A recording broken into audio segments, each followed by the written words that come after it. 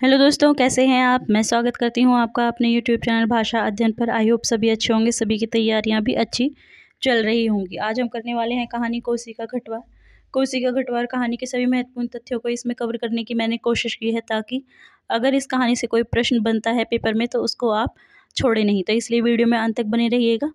चलिए शुरू करते हैं आज की कहानी। कोसी का घटवार लिखी किसने है? लिखी है शेखर जोशी जी ने। ठीक है, हाँ जी, कोसी का घटवार कहानी किसने लिखी है? शेखर जोशी जी ने लिखी थी। और इसको प्रकाशित कब किया गया था? 1957 में इसको प्रकाशित किया गया था। ठीक है, कहाँ प्रकाशित किया गया था? कल्पना नामक पत्रिका में इसको प्रकाशित किया गया था। तो आपको याद रखना है कि सर्वप्रथम प्रकाशन वर्ष क्या है इसका? 1957। और कहाँ पे प्रकाशित हुई है? कल्पना पत्रिका में इसको प्रकाशित किया गया था। कोसी का घटवार कहानी है जो शेखर जोशी की एक बहुत ही महत्वपूर्ण कहानी है, क्योंकि यही कहानी जो है शेखर जोशी जी को जिसने विशेष ख्याति दिलवाई है। और दूसरे शब्दों में हम कह सकते हैं कि यह हिंदी साहित्य में शेखर जोशी जी के प्रवेश द्वार का भी इसने काम किया है। ठीक है, उसके बाद 1958 में कहानी संग्रह कोसी का घटवार में इसको संग्रहित किया गया है। इसके अलावा कोसी का घटवार जो संग्रह है उसमें कौन कौन सी कहानियाँ हैं उनके नाम भी देख लेते हैं, क्योंकि वो भी पूछ ली जाती हैं। ठीक है, तो दाजू, उस्ताद, कवि प्रिया, बंद दरवाजे खुली खिड़कियाँ, किक्रोमी जनार्दन, कोसी का घटवार, जी हजूरिया, पद्मा की कहानी, शुभो दीदी और बदबू। ठीक है, तो ये कुछ कहानियाँ और है जो इस कहानी संग्रह में लगी हुई है। आपको इनके नाम भी याद होने चाहिए। ठीक है, अगर बात करें हम केंद्रीय बिंदु की, तो देखिए, सामाजिक जड़ मनोविज्ञान के कारण अधूरे रहे अनाथ, फौजी गोसाई और लक्ष्मा के कालातीत प्रेम की अद्भुत कहानी का जो है इसमें वर्णन किया गया है। इसके अलावा इसमें पहाड़ का प्रवेश का वर्णन किया गया है। फ्लैशबैक पूर्व दीप्ति की तकनीक का प्रयोग किया गया है। फ्लैशबैक मतलब जो बातें हो चुकी है उनको याद करना। ठीक है, वापस उन्हीं को जीना, उसको बोलते हैं फ्लैशबैक शैली। उसके अलावा सूखे की स्थिति का इसमें जिक्र किया गया है। पहाड़ों के पलायन की समस्या का उल्लेख किया गया है। इंपॉर्टेंट है, क्योंकि आपसे एक क्वेश्चन पूछा जा सकता है कि पहाड़ों के पलायन की समस्या का उल्लेख किस कहानी में किया गया है, कौन सी रचना में किया गया है, और आपको ऑप्शन में दिया हुआ होगा कोसी का घटवार। ठीक, आगे देखिए, मीहल व दाडिम के पेड़ों का बार बार उल्लेख इसमें हुआ है। अब आते हैं अगर स्थानों की बात करें, क्योंकि अब जो है परीक्षा में स्थान भी बहुत पूछे जा रहे हैं। तो कोसी का घटवार कहानी में कौन से स्थानों का नाम आया है? एक है हल्द्वानी और दूसरा है गंगनाथ। ठीक है, इन दो स्थानों का जो है वर्णन ज़्यादा किया गया है।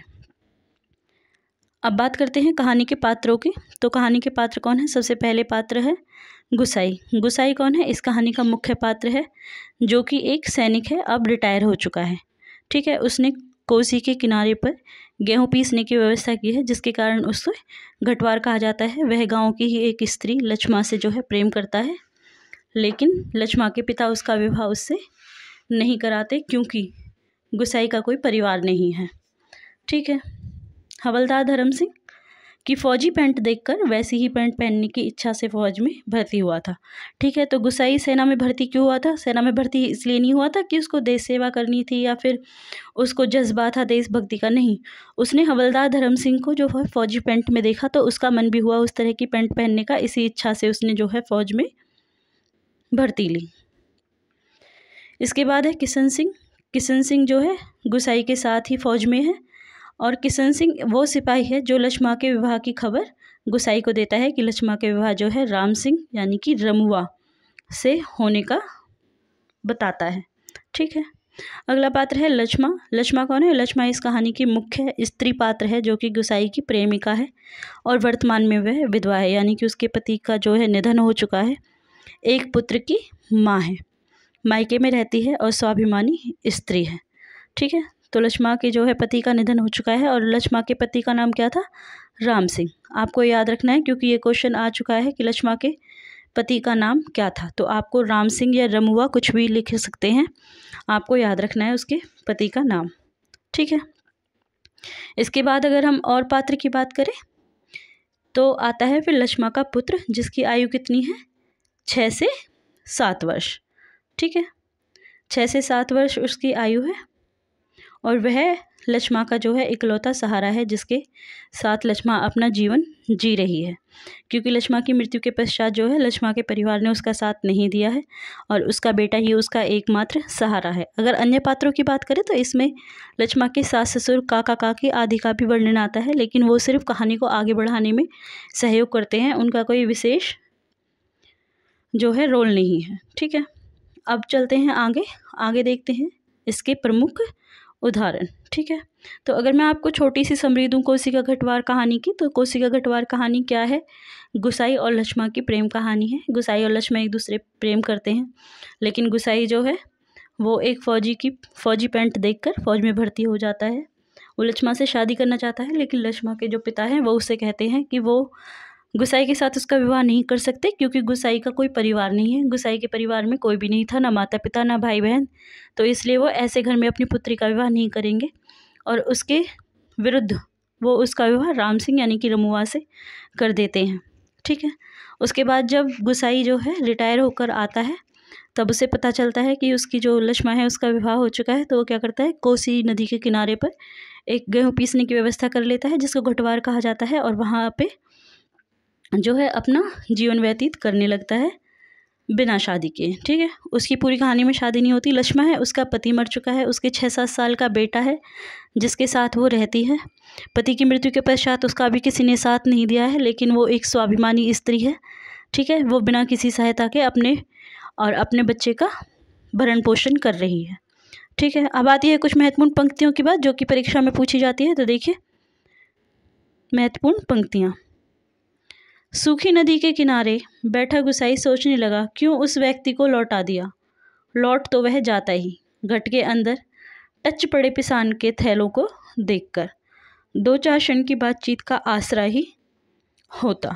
ठीक है, तो इसमें जो है गुसाई सोच रहा है, क्योंकि उसके पास एक आदमी आता है जो अपना गेहूँ पिसवाना चाहता है, लेकिन वह उसे दूर से ही आवाज़ देकर मना कर देता है और बाद में इस बात के लिए पछताता है कि काश वो कुछ देर मेरे पास आ जाता तो मेरे कुछ क्षण व्यतीत हो जाते।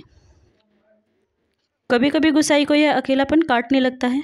सूखी नदी के किनारे यह अकेलापन नहीं, जिंदगी भर साथ देने के लिए जो अकेलापन उसके द्वार पर धरना देकर बैठ गया है, वही जिसे अपना कह सके ऐसे किसी प्राणी का स्वर उसके लिए नहीं है। तो ये किसके विषय में बात हो रही है? गुसाई के विषय में बात हो रही है, क्योंकि जो है उसके जीवन में कोई भी नहीं है, ना उसका परिवार है, ना उसकी शादी हुई है। ठीक है, चलिए आगे देखिए।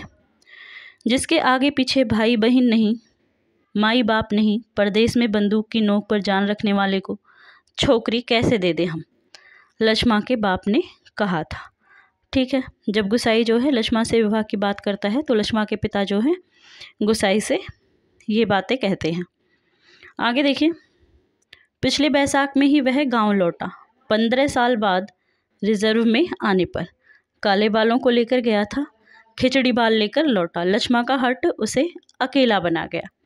ठीक है, ये गुसाई के संदर्भ में कहा जा रहा है। जब गुसाई जो है बैसाख में, आपको याद रखना है कब वापस आया है, तो बैसाख में वो वापस आया है। कितने समय के पश्चात आया है? 15 साल के बाद आ रहा है, क्योंकि जो है फौज में 15 साल के बाद रिटायर हो जाते हैं, है ना। तो वो गया कैसा था? गया था जब काले बाल थे, लेकिन अब उसके बालों में जो है काले के साथ साथ सफ़ेद सफ़ेद बाल भी आ गए हैं, तो इसलिए वो खिचड़ी बाल कह के बोला गया है। ठीक है, लक्ष्मा का हट उसे अकेला बना गया। ठीक, चलिए आगे देखते हैं। गंगना दज्जू की कसम, जैसा तुम कहोगे मैं वैसा ही करूँगी, आंखों में आंसू भरकर लक्ष्मा ने कहा था। ठीक है, तो जब ये किसके बारे में कहा जा रहा है? लक्ष्मा के विषय में कहा जा रहा है। लक्ष्मा ने गुसाई को ये वादा किया था गंगा दज्जू की कसम खाकर कि वो जैसा कहेगा वो वैसा ही करेगा, और गुसाई उसकी बात मान गया था। लेकिन बाद में उसके पिता ने पीछे से उसका विवाह जो है राम सिंह से कर दिया था। ठीक है, चलिए आगे देखिए। वर्षों से वह सोचता आया है कभी लक्ष्मा से भेंट होगी तो वह अवश्य कहेगा कि गंगनाथ का जागर लगाकर प्रायश्चित जरूर कर ले। देवी देवताओं की झूठी कस्में खाकर उन्हें नाराज करने से क्या लाभ। ठीक है, तो ये कौन कह रहा है? ये गुसाई सोच रहा है। आगे देखिए। कलाई में पहने हुए चांदी के कड़े जब कभी आपस में टकरा जाते तो खनखन का एक अत्यंत मधुर स्वर निकलता। चक्की के पाट पर टकराने वाली काठ की चिड़ियों का स्वर कितना नीरस हो सकता है, यह गुसाई ने आज पहली बार अनुभव किया था।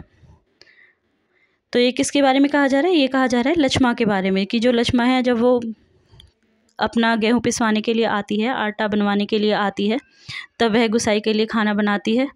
ठीक है, तो जब वह खाना बना रही होती है तो जो उसके हाथों में चांदी के कंगन थे वह खाना बनाते बार कभी आपस में टकरा जाते थे तो खन खन की आवाज़ आती थी।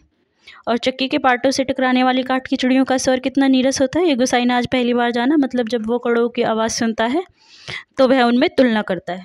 ठीक है, तो गुसाई इससे सोच रहा है, कब सोच रहा है, जब लक्ष्मा खाना पका रही है और उसके हाथों से जो है चूड़ियों की आवाज़ आ रही है तब।